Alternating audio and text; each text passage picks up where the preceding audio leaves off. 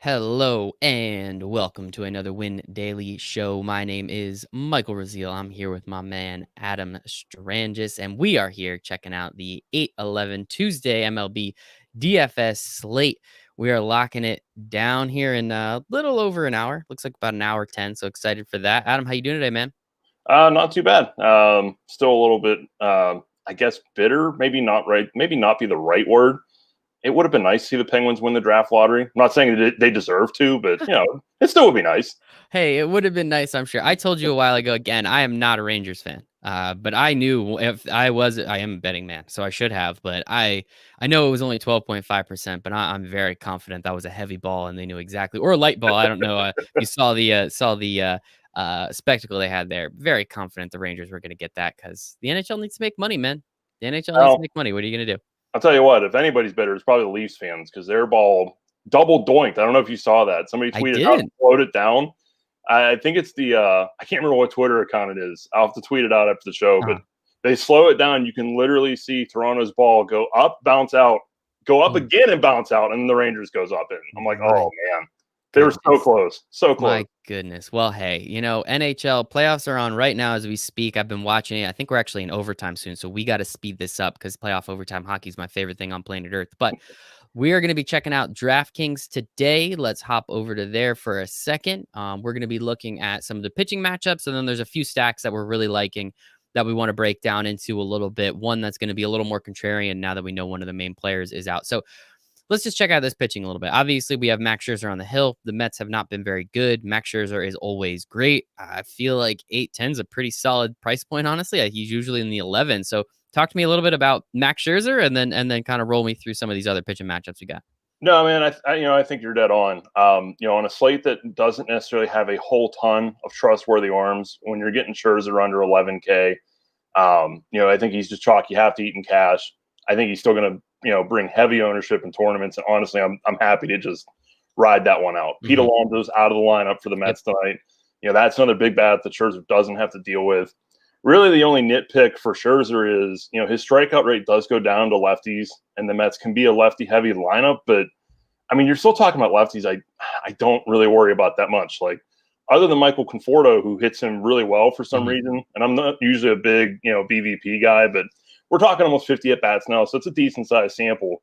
Hitting 344, 4 home runs, you can always play Conforto as a one off in a tournament that you don't have Max Scherzer in. Mhm.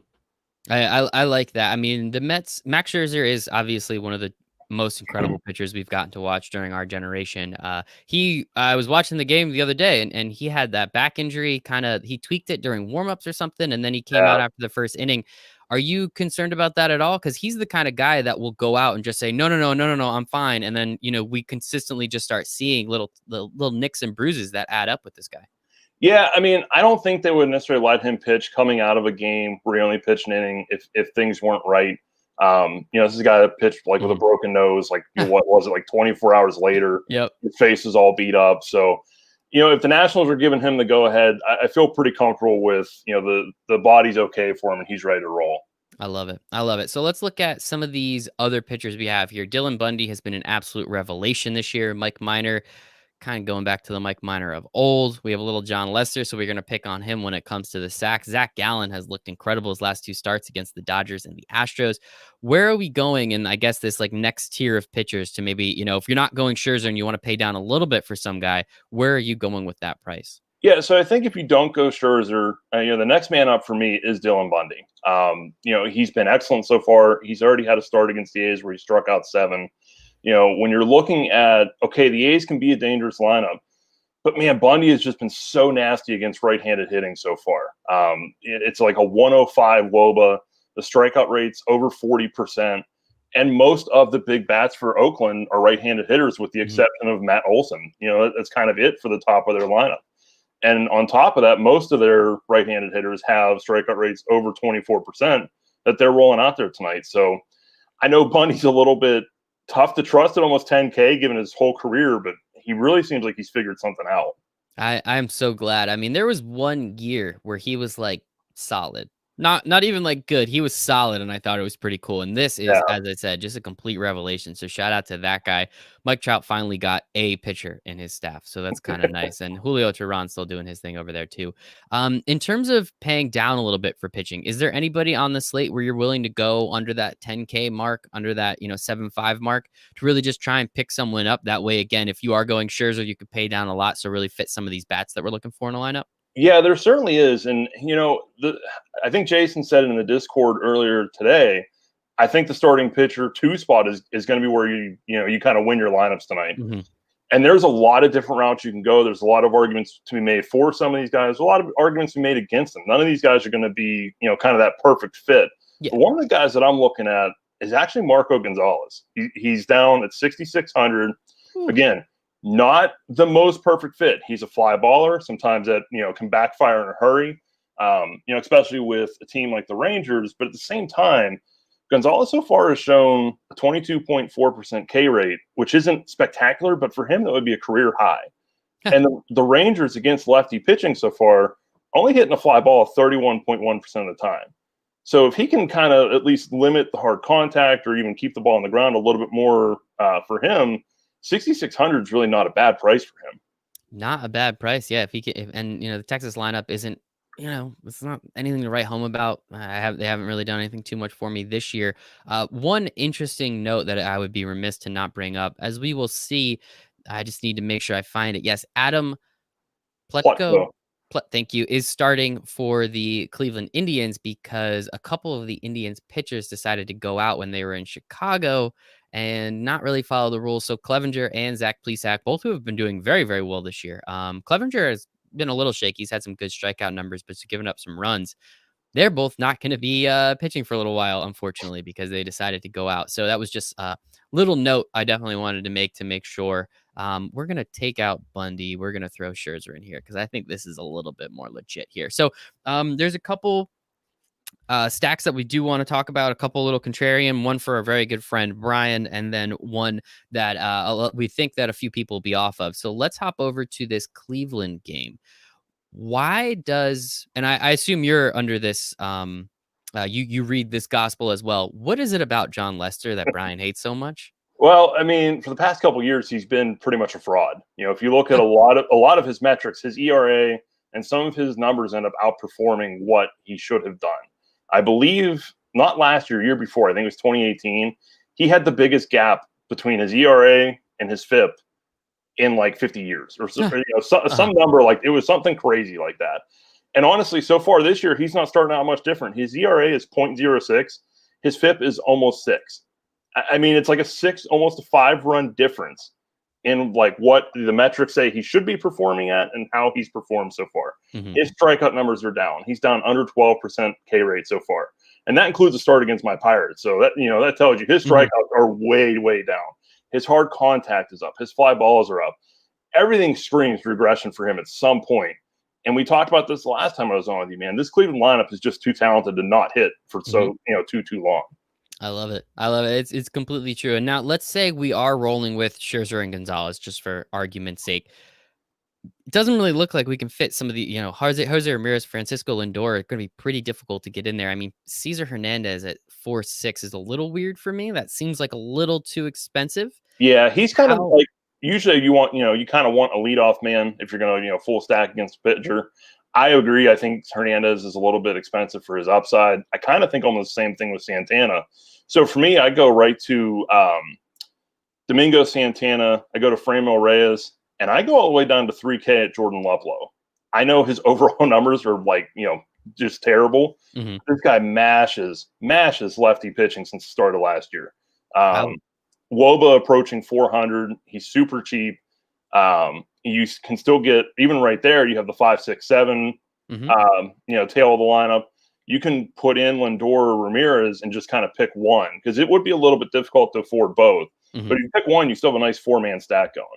Yeah, it does still allow you, you still have around 4,000 left. Which is workable. Yeah, exactly. We can definitely figure out something to do there. Catcher first, second, third.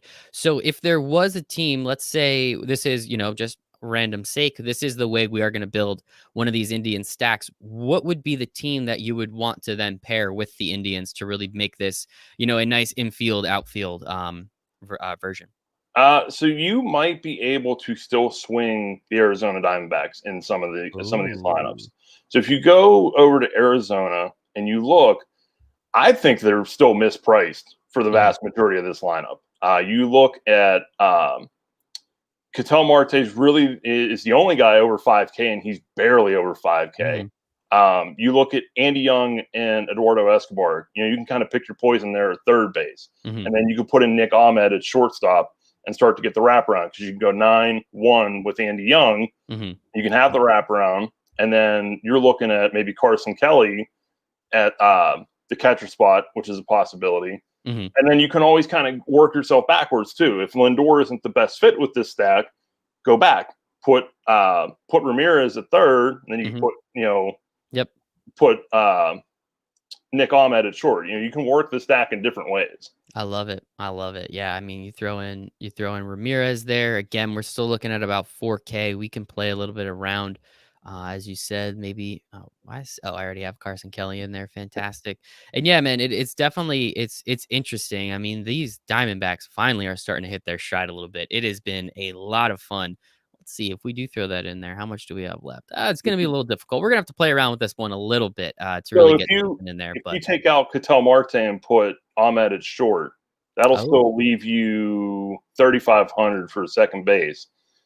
And you can actually roll down to like a one-off. You have Mike mhm. Berteau leading off for the Rays at 3,300, I believe. Kind of finish everything off, and you have a nice full lineup there. Yeah, let's see, let's see. Yeah, you can even if you wanna do a little Dodgers, Chris Taylor, Yep. in there. Jason Kipnis against Plutko, who Yep. Plutko can give up some home runs. Kipnis in limited action has been hitting the ball well so far. You do have some options there at second base. Yeah, 100%, and if we tried harder, I'm sure we could really get this two-team stack in, the way Yeah, we really wanted to, yeah, hundred we're percent. kinda just doing this on the fly for fun, so, those are 2 of the teams we are absolutely going to be targeting John Lester. Brian, if you're not watching, I hope you can feel that from us, and I hope you can appreciate what we're trying to do there. We're gonna go a little different with this one. I think this is interesting, and you brought it up. A lot of people are going to be off the Braves now that Acuna is not starting. He is day to day. I'm sure he'll be totally fine. We're always, of course, hoping for that. Ozzy Albies has been out of the lineup for a little while now.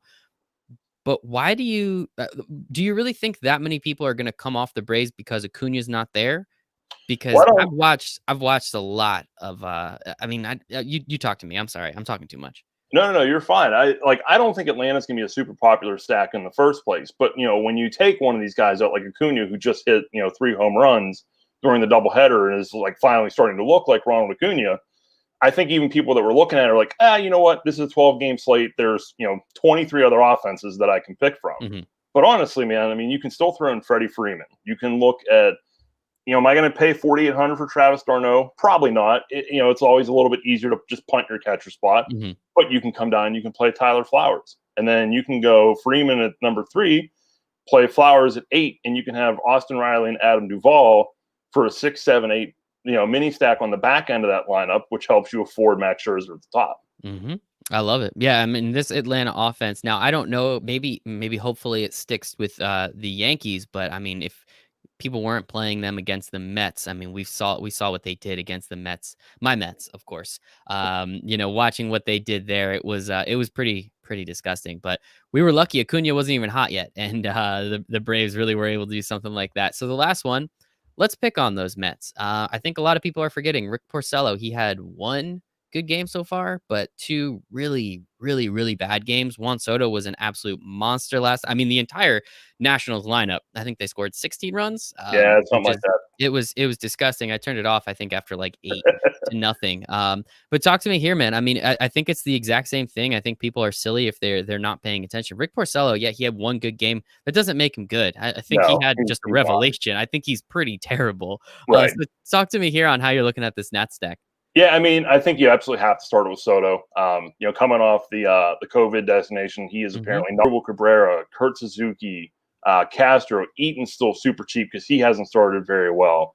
There's a ton of ways to build this lineup, and really past Trey Turner and Juan Soto, there's nobody expensive in this lineup whatsoever. Yeah, I don't think their salaries match their potential tonight.